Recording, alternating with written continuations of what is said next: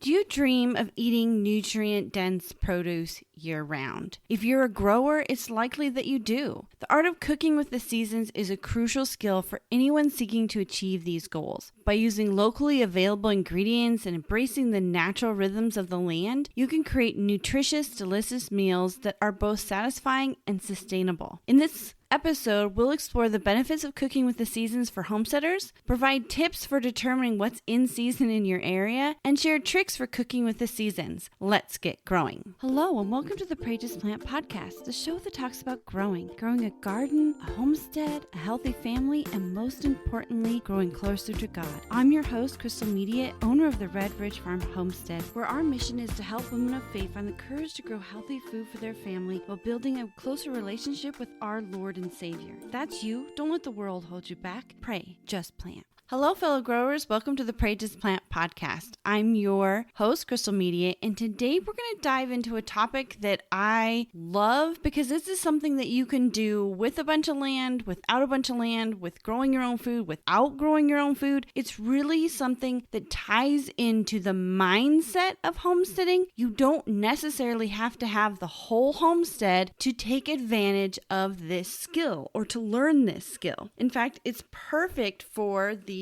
purposeful kitchen stage of your growing journey. It's where you don't need to have a whole bunch of knowledge to do, and that is just cooking with the seasons, connecting to the land, connecting with your local farmers, connecting to when food is naturally in season can create for you really nutritious and delicious meals. Today in this episode, we're going to talk about the benefits of cooking with the seasons. We're going to help you determine what's in season in your area, some quick tips on where you can find that information out and more. And then we're going to talk about a few tips and tricks for cooking with the seasons. God made this wonderful world to function in an amazing way. And when we tap into that, not only with permaculture, but in our kitchen, we are going to get fresher, more delicious, more nutrient-dense food. And as a result of that, we're going to be able to bring that nutrients to our families'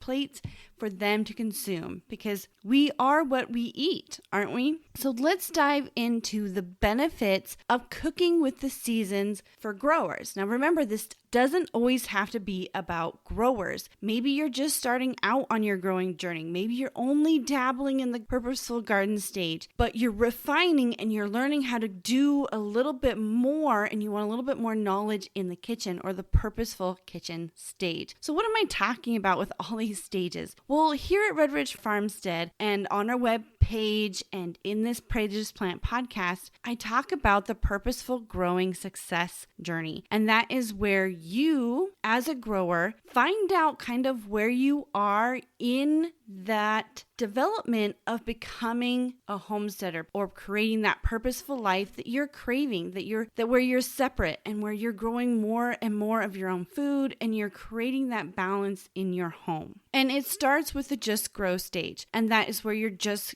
growing. You're trying to figure out why you want to do this. You're figuring out your why. You're figuring out your goals that you might have. Then you have the purposeful kitchen, and that is where all of us start. It's the foundation of growing a homestead, the foundation of a purposeful life. When the purpose of your journey is food, the kitchen is the natural place to get started. Then there's the purposeful home, and that's where you're developing skills in your home and also finding balance and joy in the process of maybe starting to grow your own food or just pulling away from the systems and just enjoying your family. And then there's the purposeful garden where you're going to start growing your own food, vegetables and fruits, and expanding outdoors with this purposeful journey. And then you have the purposeful homestead. That's where you're going to be adding animals to your homestead, where you're going to be diving in a little bit deeper into permaculture and creating those connections. That's kind of what we're talking about today with the seasonal cooking, right? Those connections and tying in to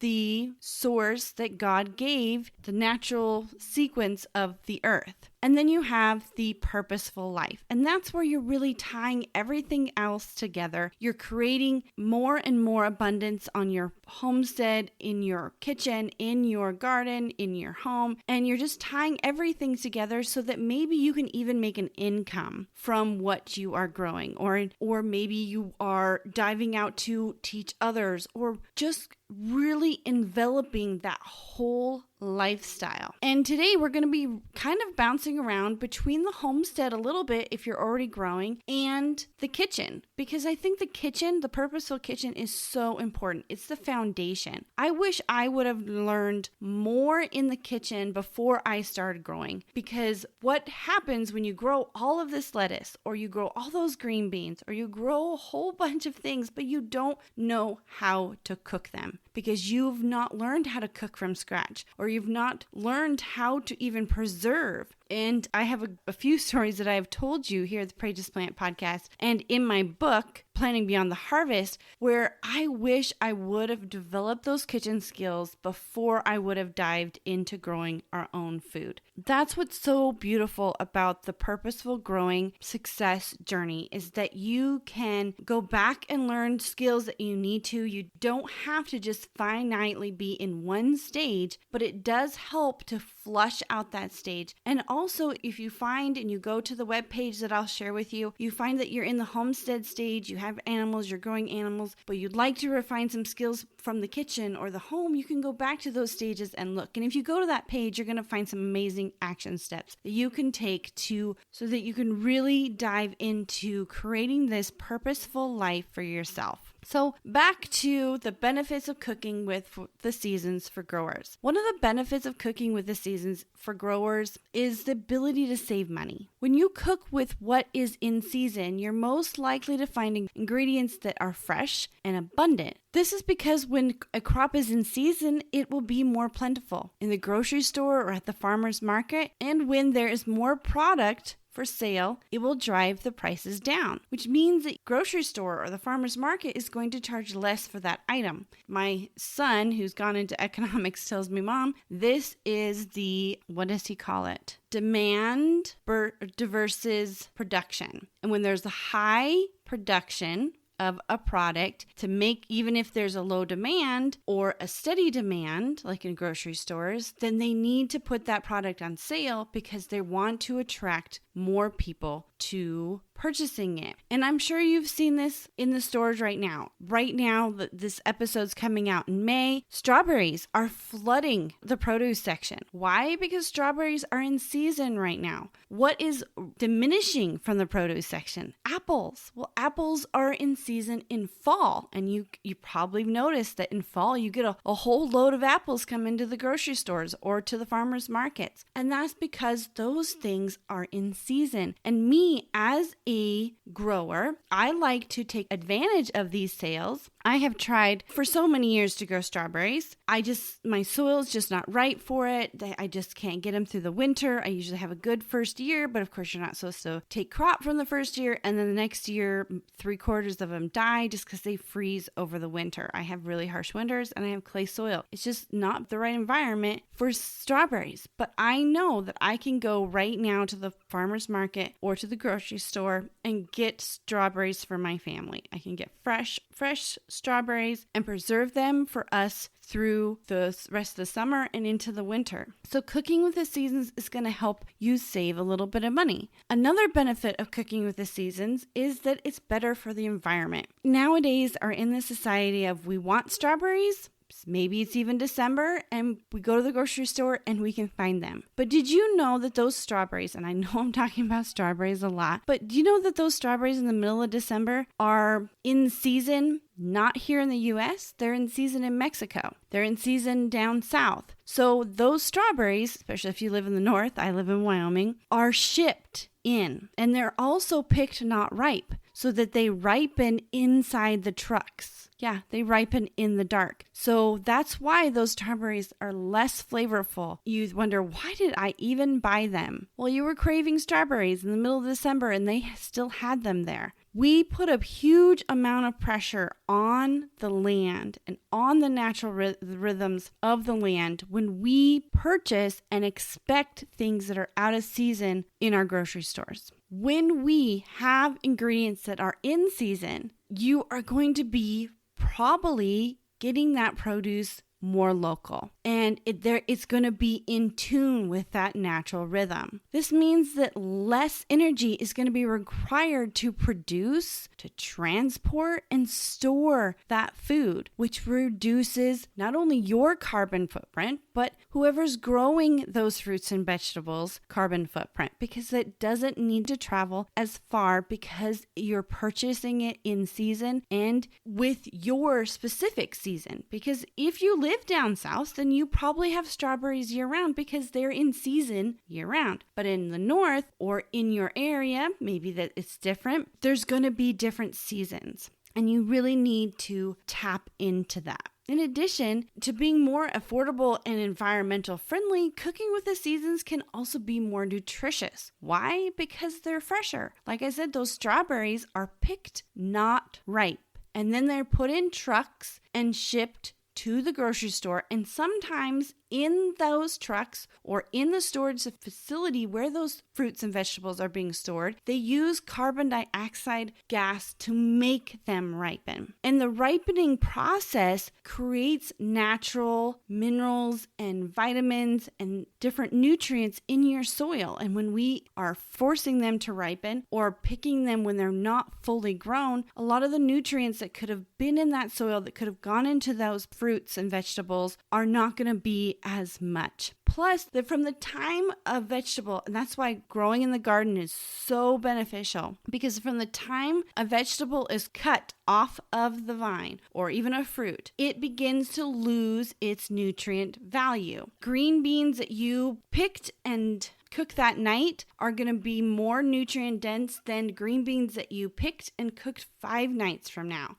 That's how fast nutrients leave plants when they are not being supplied or connected to the main mother plant. So you're getting less nutrients. When you go with the seasons, though, you are going to be getting that fruit and vegetable when it's at its peak in terms of flavor and nutrients content. This means that you're going to be getting the most bang for your buck. So even though those strawberries are, or another thing that's in season right now, asparagus, even though they're cheaper, you are getting more nutrient value for even saving money. Isn't that just amazing? Another benefit by learning to cook with the seasons is homesteaders can connect more deeply with their local community. Now, maybe you don't grow everything that your family consumes, and maybe you connect with local farmers or even your homesteading friend down the road. Maybe they grow more strawberries than you do, or they have a better onion crop than you do. When you buy ingredients from local farmers, you are supporting their livelihood and you're helping to strengthen the local economy. In turn,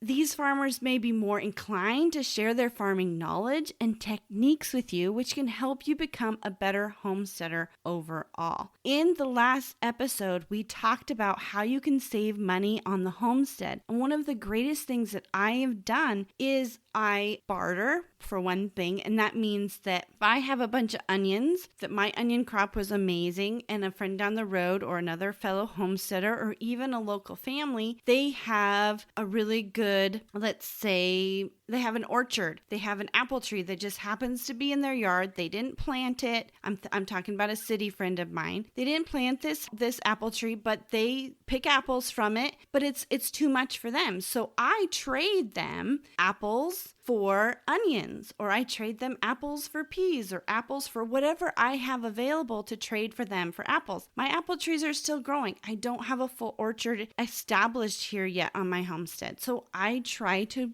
barter and trade with people for things that are in season, and that creates that community. Because I've also said in that episode that we are not trying to be self-sufficient. In a way we are, because we're breaking away from the system, but we also need to be community sufficient. That's where we're supporting each other, supporting those local people down at the farmer's market. Yes, I do grow 75 to 80% of my own food, but I still go to the farmer's market because like last year, I had a really horrible tomato year. It just didn't work out for me. So I went to my local farmer's market and I had already built a rapport with several growers down there, and they said, sure, Crystal, I will start making some boxes for you, and they'll be the more bigger, the a little not so pretty tomatoes, and I can sell them to you a little bit cheaper price because I just can't sell them so well at the farmer's market because they had tons and tons of tomatoes. I got to buy their extra and buy it a little bit cheaper price just because I built that rapport with that local farmer.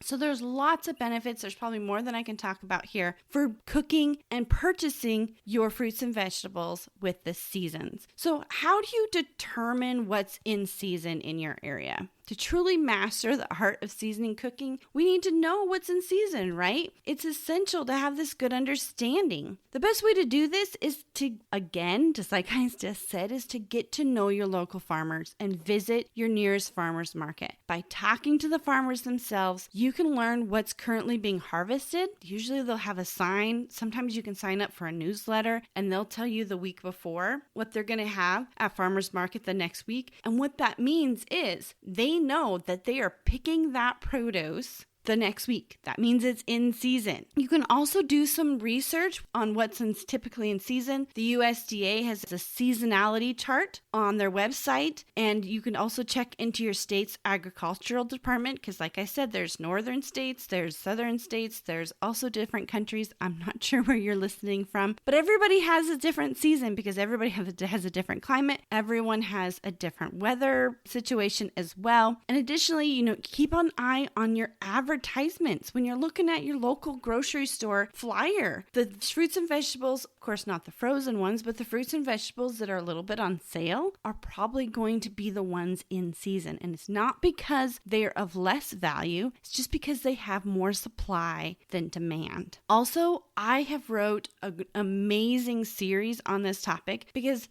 the related episode that I tied to this is called Can You Homestead Without Land series. And this series pretty much goes into talking about different fruits and vegetables you can get in the different seasons, how to preserve a few of them, how to cook a few of them, and a few recipes I also share, but it also just dives into what's in season because I really truly believe that when you're in that purposeful kitchen stage and you're not quite growing your own food, which I think is very important for you to be in that stage, and because you're building that foundation before you dive into the whole growing your own food, and because everyone has a kitchen, right? You don't have to have land, as that article says, to benefit from nutrient-dense food. So in those, it's a blog post series and podcast series. I go into everything that's in season, and each of them is broke up into the 4 seasons: spring, summer, fall, winter. And you wonder, well, what's in season in the winter? Well, the winter is usually when the producers, I'm thinking like in the grocery store, are stocking up and replenishing and refilling their dry goods. So your flour is going to be more fresh and freshly milled in the winter. Because fall crop, that's usually when wheat is harvested, and that's usually when it goes to the mill is late fall, and so winter is when that flour is going to be freshly milled flour. It has so many more nutrients than flour that's even been sitting on the shelves for 3 months. Yes, even your dry goods can break down when they're not, I guess, almost in season. So be sure to check out that blog post series, and I will put the link in the show notes and in the description below. Another helpful tip is to pay attention to the weather. So if it's midsummer and you are looking for certain vegetables, you know that, and when you are planting in your garden, you know that broccoli isn't really a midsummer crop,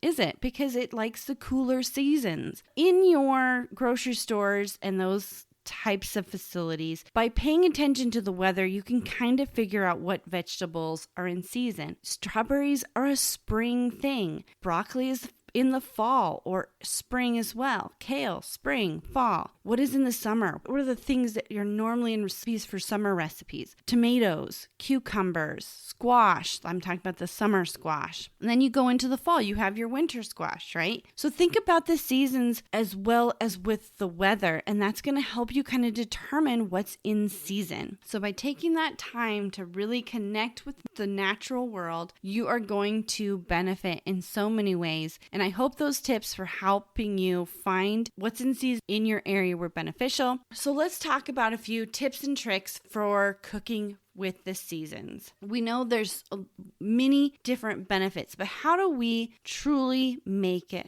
happen? And I think I've said this throughout this episode. Number one is get to know your local farmers at the farmers market. Visiting your local farmers market is a great way to learn what's in season in your area. It's a great way to reduce your carbon footprint. It's a great way to get vegetables, fruits and vegetables at peak. You can talk to farmers and ask them questions. Lots of them love talking about what they do, and it's a great idea for you to incorporate, and it's a great way for you just to create that connection with another local grower just like yourself. Number two is to plan your meals ahead of time. I know I've talked about meal planning here at the Practice Plant podcast. I know sometimes it can seem like a drudgery, but when you're cooking with the seasons, meal planning is going to be a help for you because you're going to be able to just use what's in season to freshen up a meal plan. One of the ways I like to use a meal plan here at the homestead is I only plan the main course. I don't plan the fruits and vegetables around it until I get into that season. And I've also told you that I use the same recipes over and over again because they're my kids' and my husband's favorite. Just like last night, we made chicken pot pie. Did I put carrots and peas in it? Yes, I did, because in the spring, carrots and peas are readily available. But what do I do in the winter when we want chicken pot pie? Well, I also use carrots and peas because I've preserved those when my carrots and peas were fresh out of the garden. But maybe you could change something else up. Maybe you are having steak and potatoes. In the winter, we have corn with that just because that's something that we easily put in the freezer and something my husband loves. Well, in the winter, we could have corn from the freezer, but in the summer, we could have corn on the cob, fresh out of the garden. So you can change things up a little bit. Maybe in the spring, if we're having steak and mashed potatoes and gravy, we could have asparagus for the side because in the spring, asparagus is in season. So meal planning ahead of time is going to help you have the mental fortitude, for one, to think ahead, but also two, to just be able to be creative and fun with the side dishes. Number three, like I said before, I still use peas and carrots in my chicken pot pie in the winter because I preserved my produce, those peas and carrots, when they were in season. If you have an abundance of seasonal produce, don't let it go to waste. You can preserve fruits and vegetables by canning, freezing, or dehydrating them. This way you can enjoy seasonal flavors and those higher nutrients all year long. Number 4 tip for you is use seasonal ingredients in a creative way. Don't be afraid to experiment with seasonal produce in new and interesting ways. For example, you can use zucchini or squash in place of noodles in a lasagna, or use roasted carrots in place of meat in tacos. There's many different ways that you can, especially if you're in the garden and you have so much extra produce because it's in season, you can find new and fun ways to make things happen. And when you do number 2 and meal plan ahead, the main course, like the meat and the main thing that you're going to cook, you're going to have the mental freedom to be creative. So in conclusion, cooking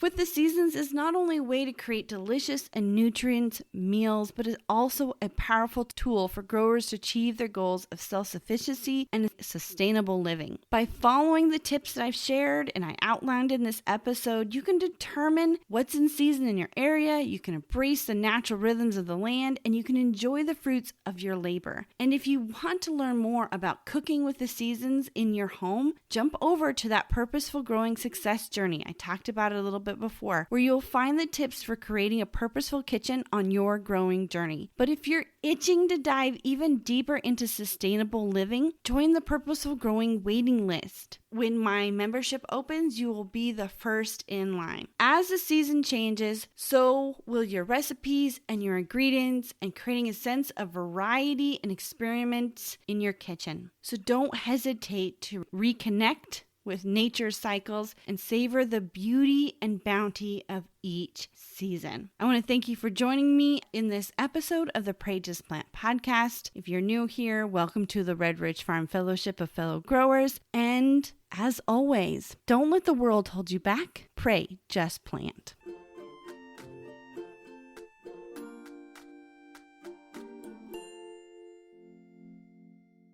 This week's episode is brought to you by the Building Soil Health Handbook. This handbook was designed to help you take the guessing out of improving your soil, to help you become the expert your soil has been waiting for you to be. Many of us think that we're gardeners of vegetables and gardeners of fruits, but we're not. We are stewards of the soil. In this handbook, I walk you through the 4 steps I've used here at the farm to improve my soil. I want to help you become the expert that you never realized you could be. To grab your free copy, go to redridgefarm.org/resources.